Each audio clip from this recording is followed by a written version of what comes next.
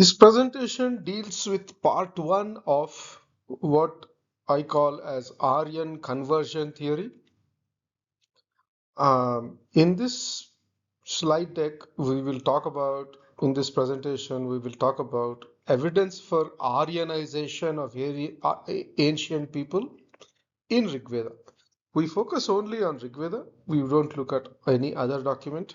That will be coming up in future presentations and papers.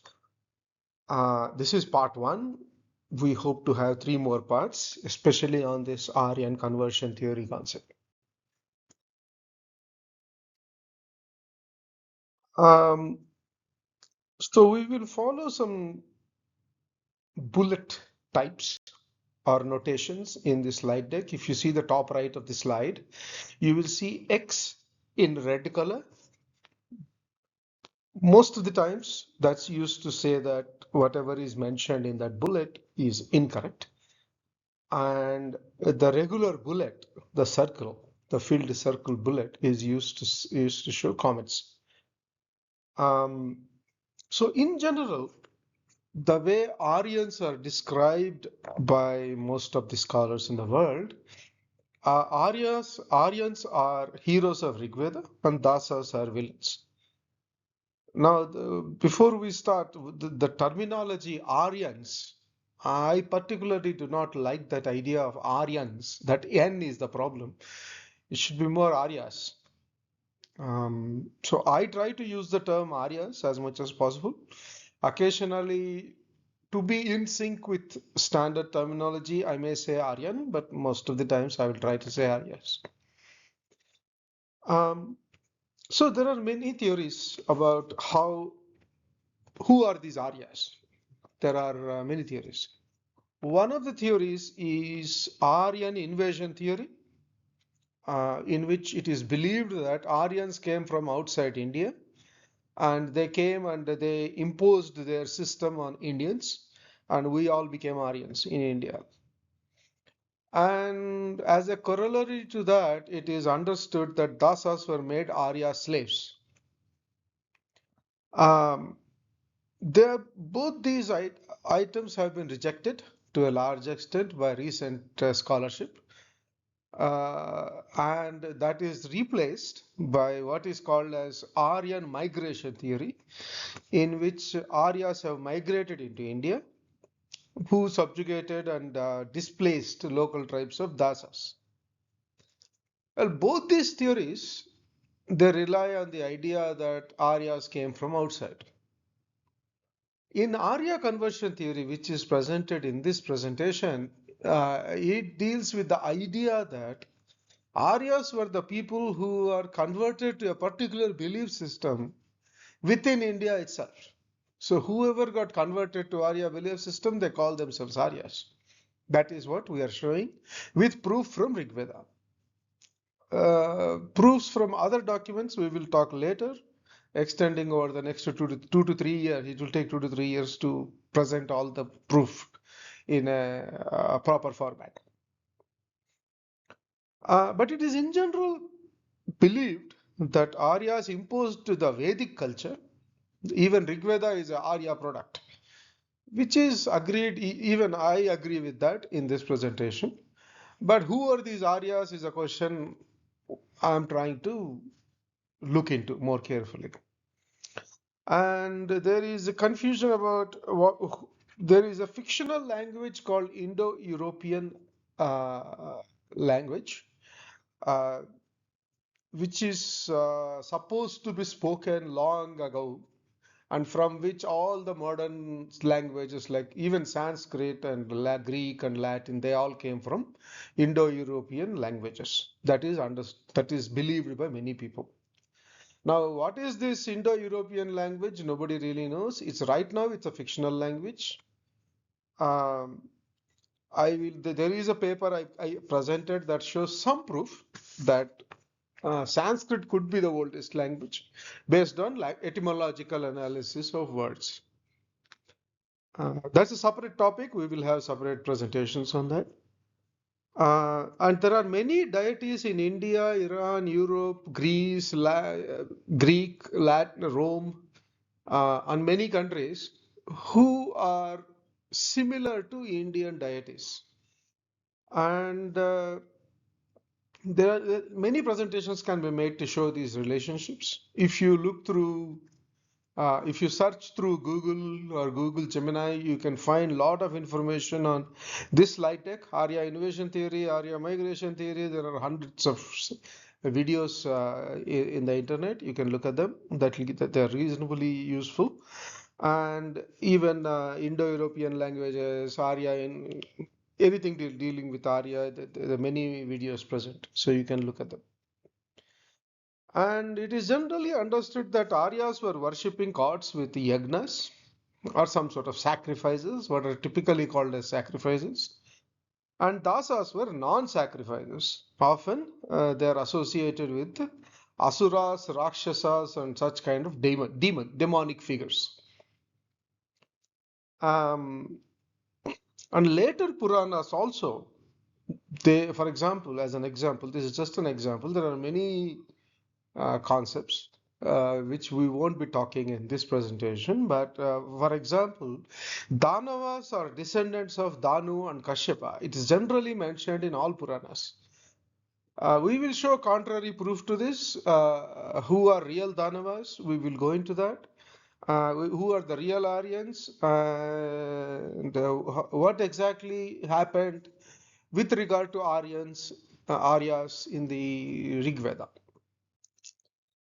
Now, what we are proposing in this slide deck, if you see the top right, there is a notation. Whichever has a tick mark like that, green color tick mark, that means that's a new theory proposed by this slide deck. Now, the main idea of Aryan conversion theory is Aryas were converting all other people into Aryan belief system. That's the fundamental uh, uh, idea behind this slide deck. And before we do that, we have to look at different belief systems in Rigveda, and we show some new perspective onto who are the other people. For example, Dasas were not actually slaves. Dasa, with the meaning of slaves, came later. In Rigvedic Sanskrit, Dasas mean people who were worshipping in a particular way. And Panis are are also villains in Rigveda to some extent. Pani means the people who were praying to God. Pan in Sanskrit, the verb means to pray, to invoke gods, to pray to gods. That kind of meaning comes, praising gods, that meaning comes from Pani.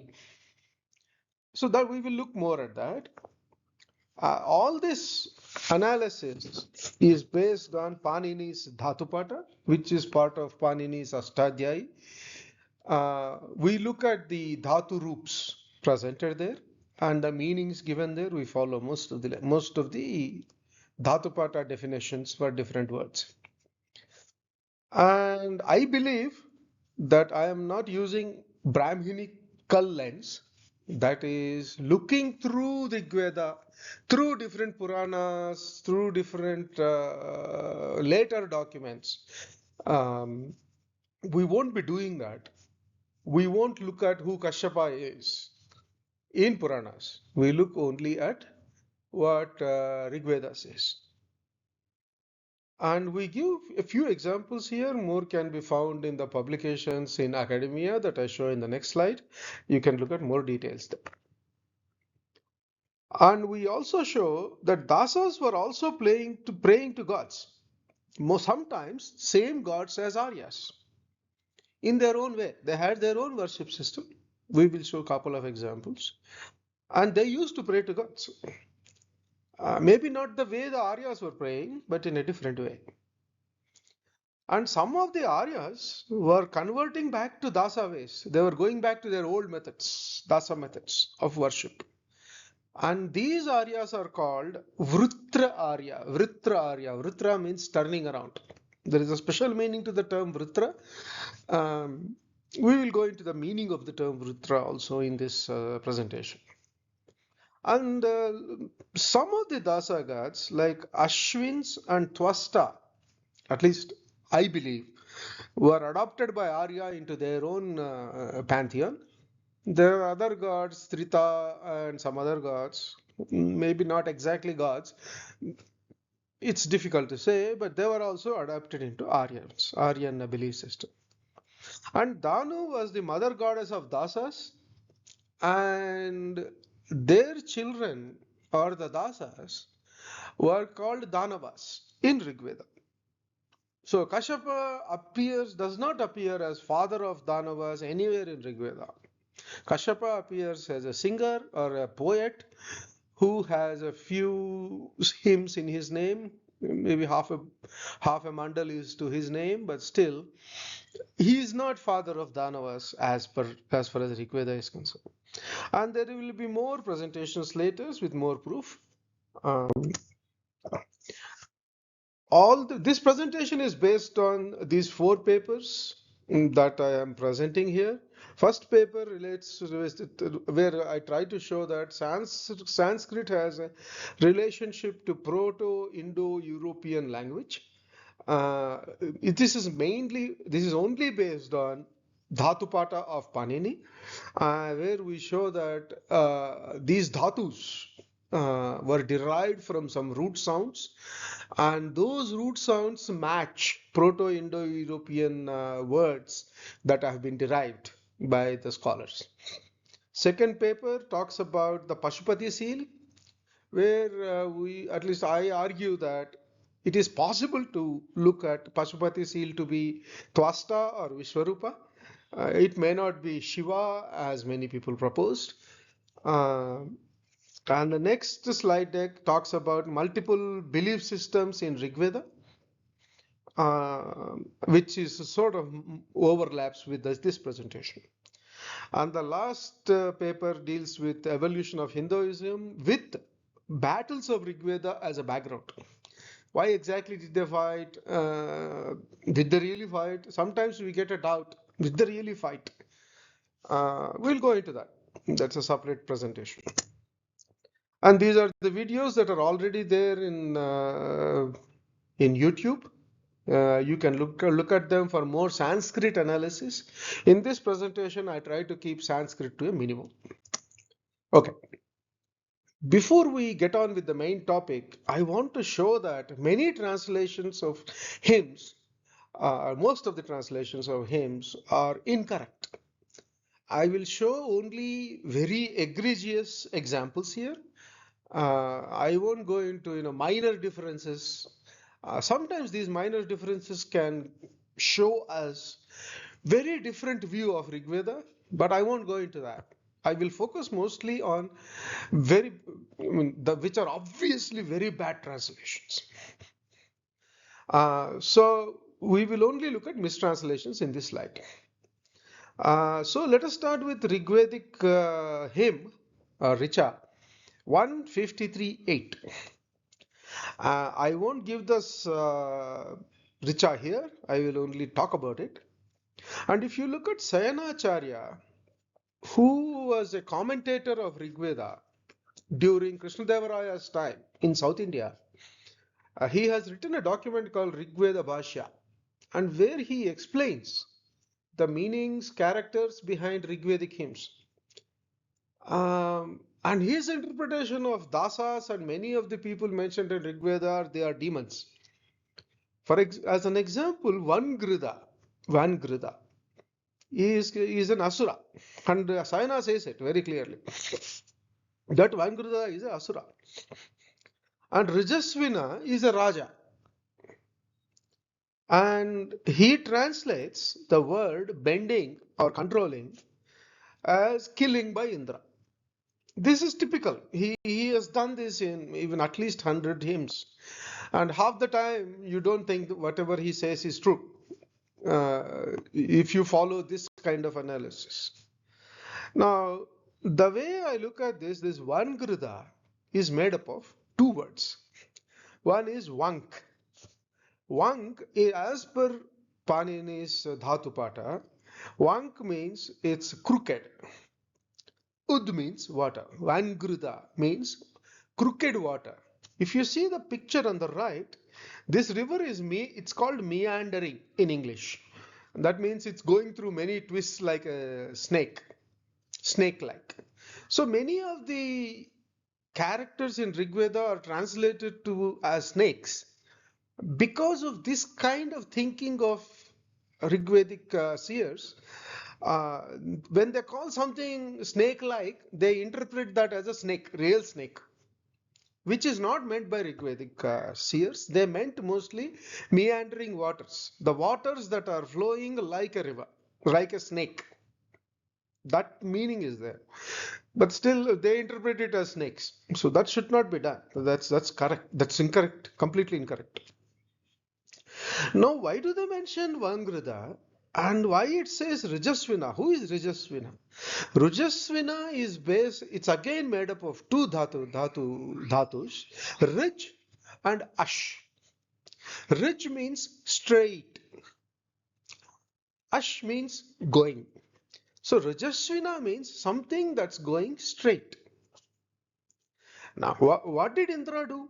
He bent or controlled this meandering river, the river that's going like a snake, into a straight river and made the water come to Aryas faster. Ridge means straight, and Ash means faster. So Rajasvina is used as a adjective for Indra, or a alternate name for Indra, epithet. That's what they call in English. Is used as an epithet for Indra in many hymns. But when it's convenient, Senacharya, for example, calls Rajasvina as a Raja, and which is incorrect. Rajasvina is a Indra. And he made this snake-like river into a straight river so that waters can come to Aryas faster, better, and all those kinds of things. Okay. So this hymn translation is completely wrong. He did not kill Vangrida for Rajasvina. What Indra did is he made this crooked waters into straight waters. That's the meaning of this hymn. Okay, let's go to the second example. It's a 1-1-1-2-9. In this hymn, two terms are used: Naryam, Shrutaryam. Now, they are translated as names of rishis who were praying to gods with the singer of this hymn, Kutsa. And this is a Ashwin hymn. These are dedicated to Ashwin. Now, this kind of translations have lost the meaning of Rigveda to us in many places. Naryam and Shrutaryam are not names, they are descriptors of people. Na Aryam means people who are not doing Aryam. Aryam is a kind of worship of gods, mentioned in Rigveda many times. Arya. Arya is a way of worshipping gods. And the people who were worshipping to gods using Arya are called Arya. But that is completely missed because this Aryam is not properly translated by anybody in some cases, at least. The example, one example we are showing is here. Here, what this Richa says is, Ashwins were with the people Naryam. The people who are Naryam, Ashwins were with them. Now, what does that mean? The people who are not offering Aryam to gods, Ashwins were sitting with them. Now, why is that? Why will Ashwins go to people who are not doing Arya? Because they were Dasas. And Ashwins were Dasa gods. And Dasa gods will be with Dasas, obviously. So, and these Ashwins who were sitting with Naryam, the Arya people, they were pulled to Aryas when they heard Shrutaryam, means who heard the Aryam, who heard the prayers of Aryas, and they came from Dasas to Arya. This clearly shows that Ashwins were actually gods of Dasas who were adapted into Arya system. And the way they present it is, the Ashwins came willingly from people who were not offering Arya to the people after hearing the Arya of Aryas. Um, there are many examples of this. Why we say Ashwins were actually Dasa gods. We will show more examples in this presentation, and also in the publications that are mentioned in the previous couple of slides. Okay, so this is the second example, which has many implications. Let's go to third example, 8:32:2. Now this says Indra liberated the waters. This is very important because we are talking about water here. Having slain the Asuras, Shribinda, Anarshani, and Pipru. And it says, the Dasa born from or incited by Ahi. Now we will look at more etymology of who Ahi is. Let us assume for now that Ahi is a Rakshasa or a demon as portrayed by Rigvedic guys. It has a slightly different meaning. We'll go into that later. Now the words Ribindam and Anarshani and Pipru, these people are considered demons. Okay? And whom Indra killed. Pipru is also another demon whom Indra killed. That's the translation. Now, but the problem is, if you look at the word shru, shru means flowing or going in Sanskrit. Binda means matter, volume, that kind of meaning comes. Shribinda means flowing water. Now, Anarshani means not flowing water or frozen water. The exact etymological analysis is given in the presentation. You can look at that. We won't go into that. And Pipru, the term pru means protect. Now, this is slightly, the derivation is slightly not very accurate. You can call it, wishful thinking. Is pru means protected, and I am translating Pipru to mean protected waters. Is it accurate? We don't know, but it deals with water is what I feel like, and that's why I'm giving the meaning protected waters. Now if you see the beginning of the Rik 8:32:2, Indra liberated the waters. That is how the Rik starts. Now, what are the waters? There are three types of waters: Shribinda, which is flowing water, and Anarshani, not flowing water, and I am calling it as frozen water. For example, the glaciers were melting, and that water is what is called Anarshani. That can be derived based on etymological analysis. Pipru is slightly overextension. It's not really clear if it deals with water.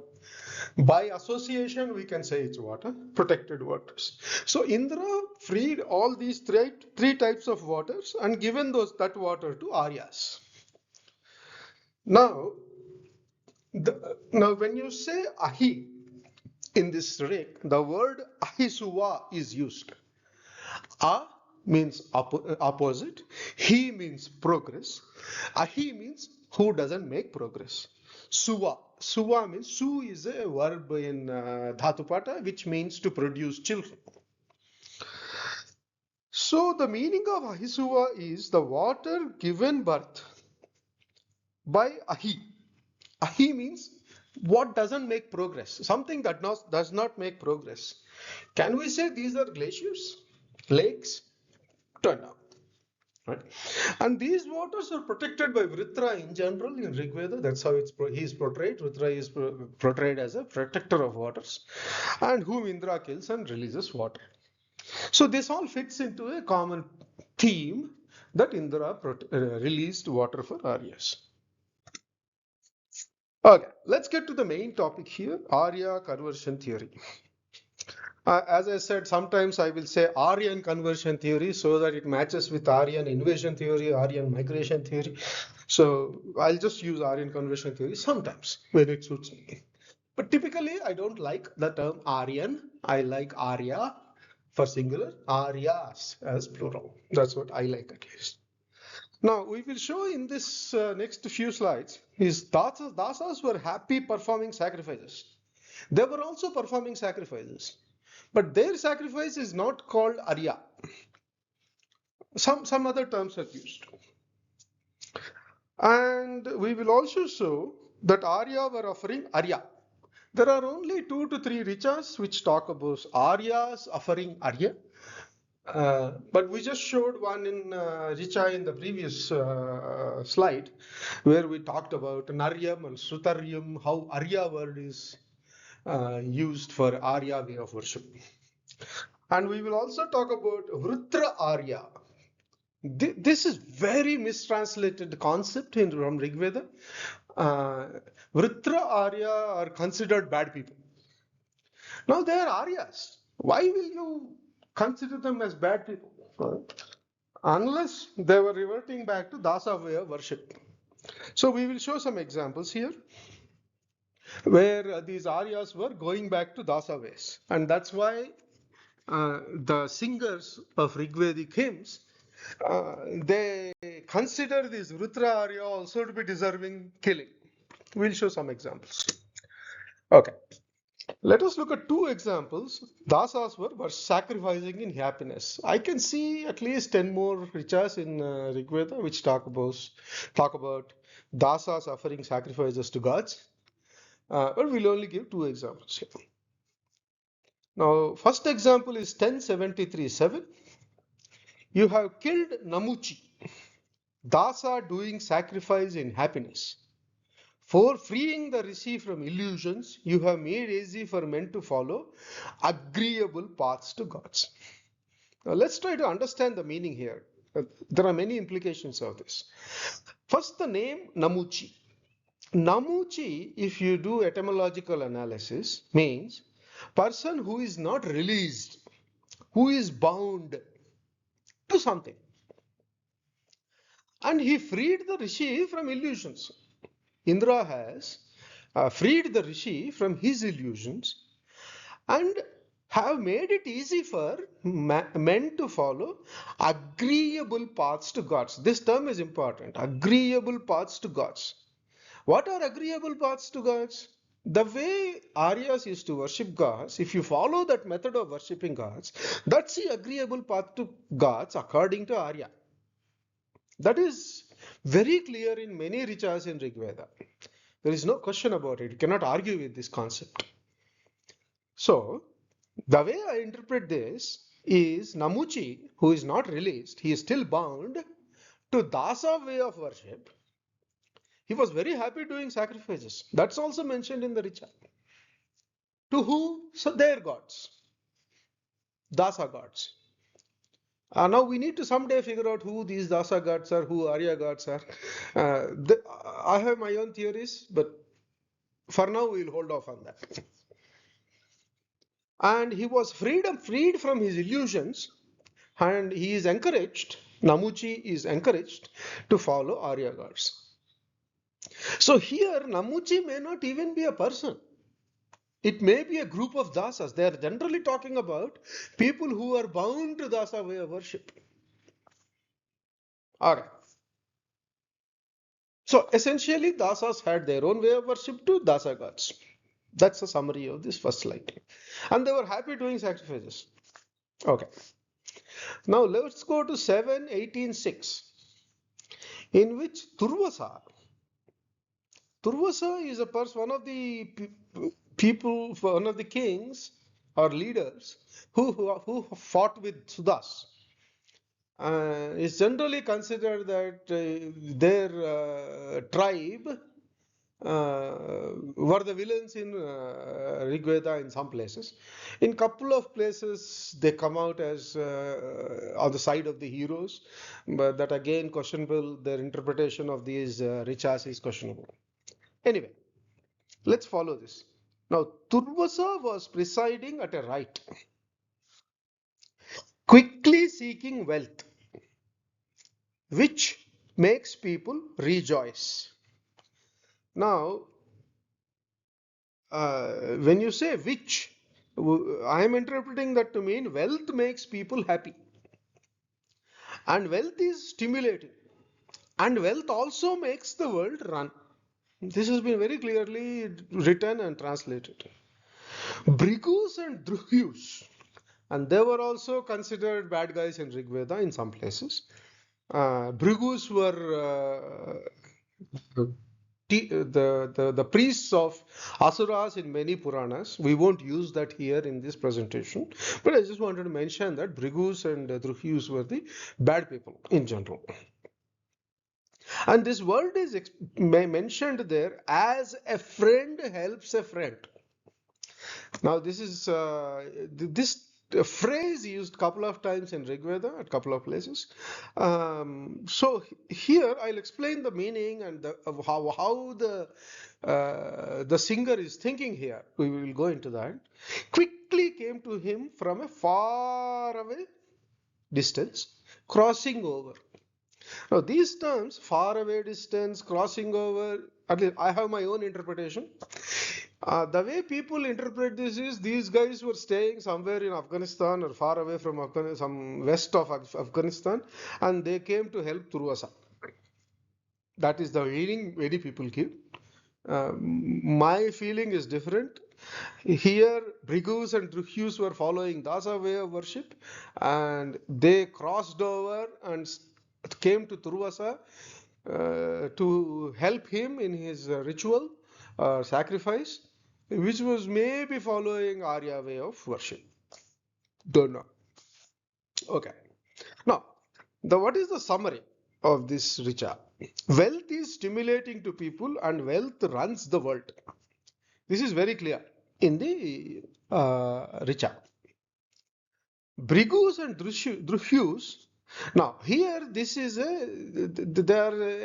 this is a satire in Rigveda, where they say Brigus and Druhyus got tempted by this wealth. When they say a friend helps a friend, they don't mean literally.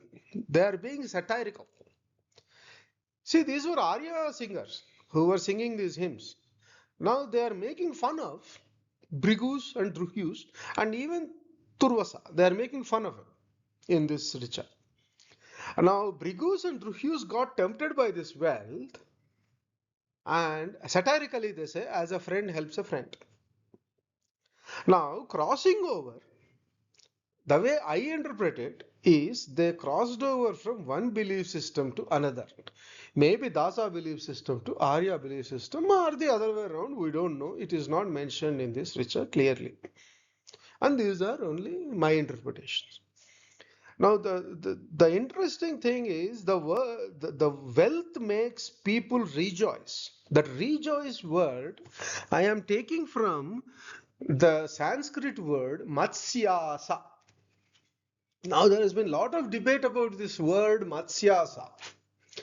There are many derivations, many arguments. The way I look at this is based on Panini's Tatupata again. The word mad means happiness. It has many meanings. It means high emotions. It can even be used for anger in sometimes. But in general, mad means happiness in this context. Mad means a feeling, many feelings. It can mean many feelings. Madhyasa becomes matsyasa in this concept. That's how I am translating this. Uh, because that fits the best in general with the theme of the Richa. Now, many people say this Matsyasa, they have ignoring some of the grammar rules. They say Matsya or it's a tribe that came to help Turvasa in the battle. So they even Rigveda time they say there was Matsya tribe. Well, they were never mentioned again in Rigveda anywhere else. And Matsyas are the people who came up, as far as I know, during Mahabharata time, or slightly before Mahabharata time. Bhishma's mother was from a Matsya family and so on. And around Mahabharata time, between Ramayana and Mahabharata time period, we see Matsyas coming. Until then, we don't see Matsyas in Rigveda anywhere else. Okay. Now we have seen before a few things that Dasas were worshipping Ashwins. We show a few more examples. Now, in general, when I looked at Google Gemini, who Ashwins were, this is the definition given by them. Ashwins were divine twin horsemen. So they are associated to horses. And they are either riding horses or they are riding in chariots drawn by horses. Their name is derived from the Sanskrit word Ashwa, which means horse. This is what Gemini says. Gemini says. I have a different derivation of this word based on again Panini's Dhatu pattern. If you see the Richa 1, 1, 1, 2, 21, here the singer is calling Ashwins to come to their aid fast. Listen to our sacrifices and come to help us very fast. This is a request from the singer. And so the way I look at this is Ashwin does not mean horse-headed, at least in Rigveda. Maybe in later days that's what they did. But in Rigveda, Ashwin doesn't mean horse-headed people. There is only one Richa in which Ashwins are mentioned with horse head. It's only once. And there also, it does not say that Ashwins had horse head. They were dealing with horse head. They were not horse. They did not have horse heads. And Panini says Ash means Vyapti, to spread. In general, the way it is used we have also seen this a little bit in the word Rijashvina, where the water is made straight and the water comes faster. So this word Ash is used to mean fast in Rigveda. So Ashwina means people, the gods who come fast to the aid of the devotees. That is the meaning we get for the word Ashwina. And Ashwin word is used, Ashwin word is used in 3 or 4 different ways in Rigveda. We won't be going through all those examples. Rijashvina, Ashwina. Let's leave it at that. Others we can see later. Now, if you look at the Richa 8, 5, 31, it says Ashwins have come from a far distance. And the word Purvi is used. I left the word in Sanskrit here, Purvi, so that we can look at the meaning a little bit.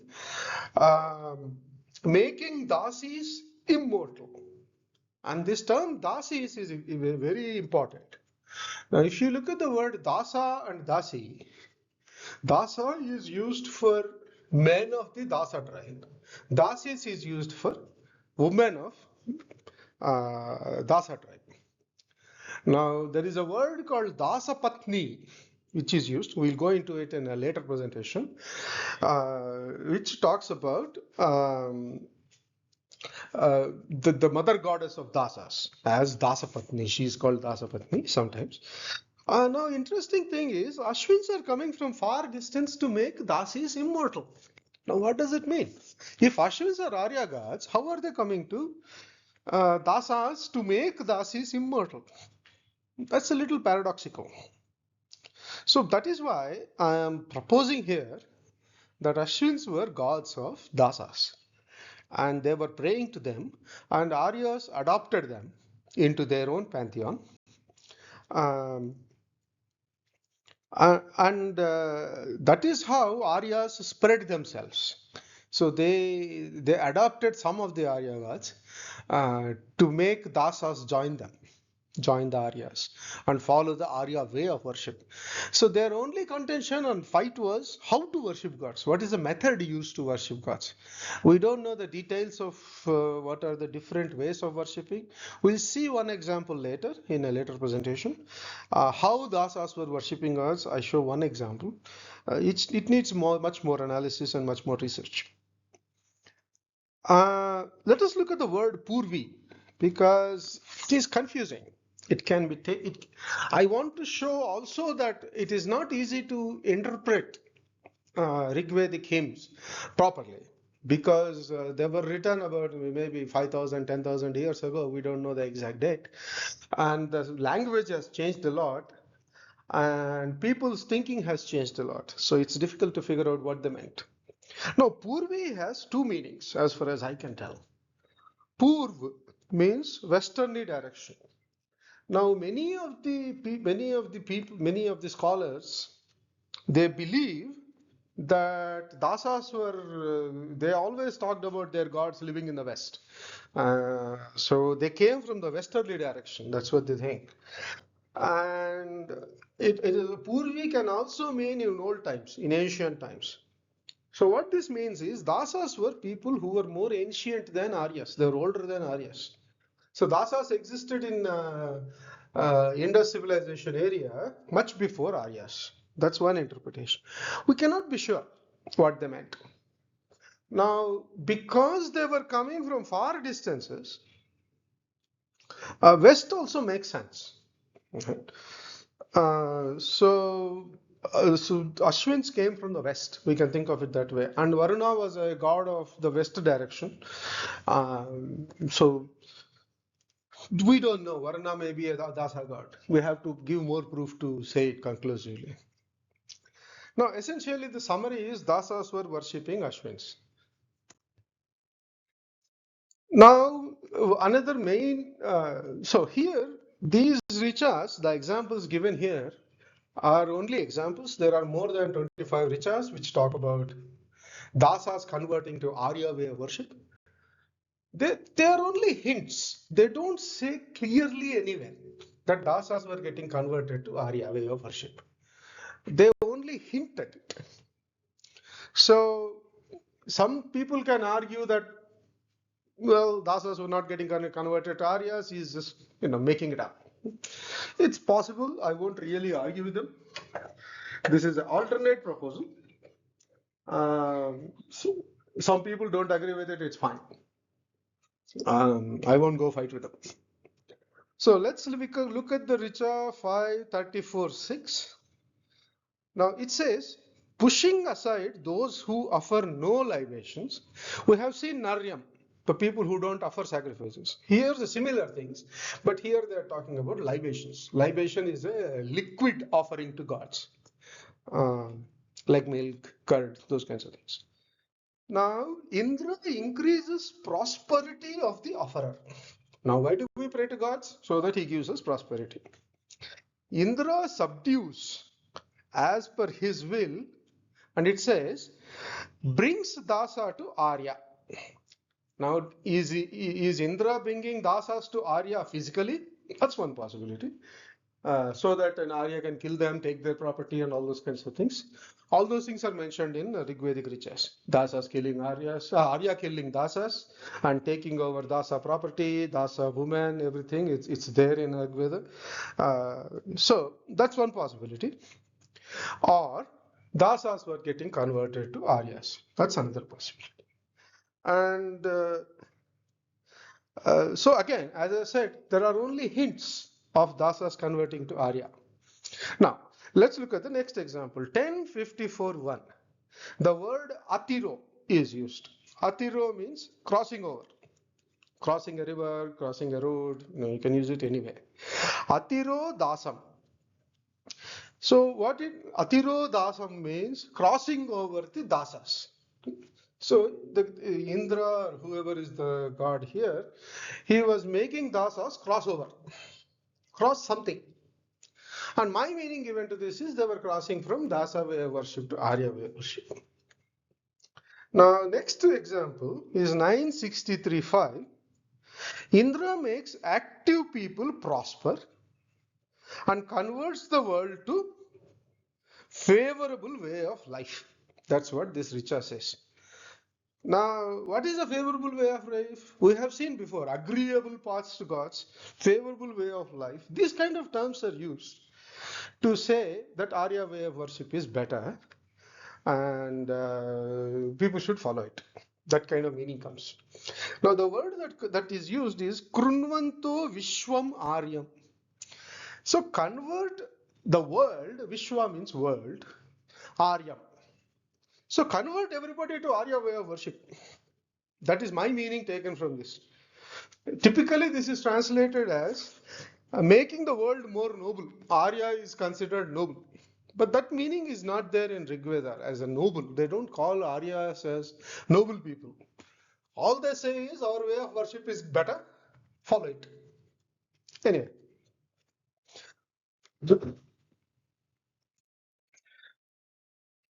now let us look at this term Vritra Arya. And that sort of almost gives it's a conclusive proof that Aryas were also, some Aryas were also switching back to Dasa way of worship. That's why they want Indra to kill them. Now, in general, Arya is translated as noble, honorable, excellent, distinguished. But my definition is different. People who were offering Arya, which is a way of worship of gods, are called Arya. Okay, let's look at some examples. 1069-6. Agni won over Dasas living in the mountains and Vrutrani Aryas. You should be hostile towards heroic and courageous people who abandoned. Now, this richa is a little confusing. I mean, if you don't give proper perspective, you can look at it from different perspectives. If you look at it from my perspective, it has a definite, clear meaning. Agni won over Dasas living in the mountains. That's fine. This kind of terminology, concept is there in Rigvedic Richas a lot. That the Dasas were living in mountains and they were killed by Agni, Indra, Varuna, and other people. Now, in addition to Dasas, it says Vrutrani Arya. Now, Vrutrani Arya, why do they want Aryas to be killed? We don't know. In typical translations, they say Vrutra is actually the Vrutra whom Indra kills to release waters, who is son of Dhanu. And Aryas, they give completely different meanings to this. Vrutrani Arya, they break into two pieces and they make a mess of it. We won't go through that. But if you look at the second part of the Richa, he says, you should be hostile towards heroic and courageous people. Now, why will Aryas want gods to be hostile? I mean, like the enemy. Treat people as enemy who are heroic and courageous. Now, if you interpret it this way, that the former Aryas, the people who were Aryas, they were heroic and courageous, and who abandoned Arya way of worship, the gods should be hostile towards them. They should punish them. The Aryas who were heroic and courageous, they abandoned their worship, the way of worship. So they should be punished. That's what this Richa is saying. So this gives a proper context and proper meaning to the Richa. There are many commentaries on this Richa. People are very confused. They don't know what to do with it. Anyway, we won't go into that. Now, in general, Rudra is son of Dhanu. But here it is used as an adjective for Aryans, Aryas and Dasas, meaning turning around. In some of the presentations, I have explained the exact meaning of this turning around. If you're interested, please look at it in YouTube. It has a specific meaning in Rigveda as far as I could tell. Okay, next example, 666. It says, Vrutra Aryas and Vrutra Dasas deserve killing. It's very simple. It's very direct. It says, whoever is Vrutra, they should be killed. Right? Vrutra means turning around. Turning around Aryas, turning around Dasas, they should be killed. If you believe in one belief system, stick to it. Don't change. If you switch to Aryas, it's fine. Arya way of worship, excellent. If you go back, you should be killed. That's the meaning here. Now, next example, last example in this slide, 1049-6. I, slayer of Rutra, am killer of turning around Dasa. Now, there are two. The Vritra term is used twice. in this Richa, and that has caused a lot of confusion. Many scholars have written many commentaries on this. So there it says Vrutra iva dasam. That's one phrase which has Vrutra in it. Another phrase is Vrutraha. Now here the word ha, in according to Panini's Dhatupata and Sanskrit, ha means killing. Han is the root word, root dhatu. Now Vrutraha means person who has killed Vrutra. Now here it is meant as the son of Danu, whom Indra has killed. Well, again there are metaphorical meanings to this. We won't go into that. We will literally take it as son of the Rutra, as son of Danu, and Rutraha means the person who has killed Rutra. That is Indra. Now Rutra iva dasam. Now Utra iva dasam means the turning around dasas. The people who are not making any progress, they're standing at their place and they're turning around. They are not making any progress. And those people should be killed. That is the essential meaning of this Richa. Now, many people have said, Indra actually killed two Vrutras, because Vrutra is mentioned twice here and killing is mentioned twice. So Indra must have killed two Vrutras. That kind of translation is also done, which is not at all accurate. Now, these Vrutra Dasas were killed by Indra. That is the meaning of this Richa. Okay, this is the last slide. So I am adding one more theory to the existing Aryan invasion theory, Aryan migration theory, which I call as Arya conversion theory. I call it as Arya conversion theory. Here, Aryas were converting people of other belief systems into Arya belief system. We have shown some proof in this presentation. More proofs can be seen in the publications mentioned.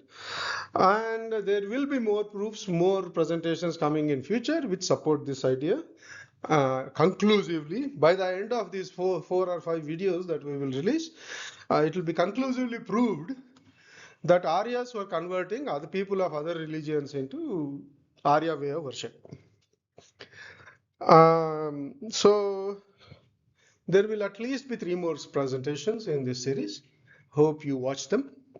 Thank you very much for your time. See you in the next video. Bye.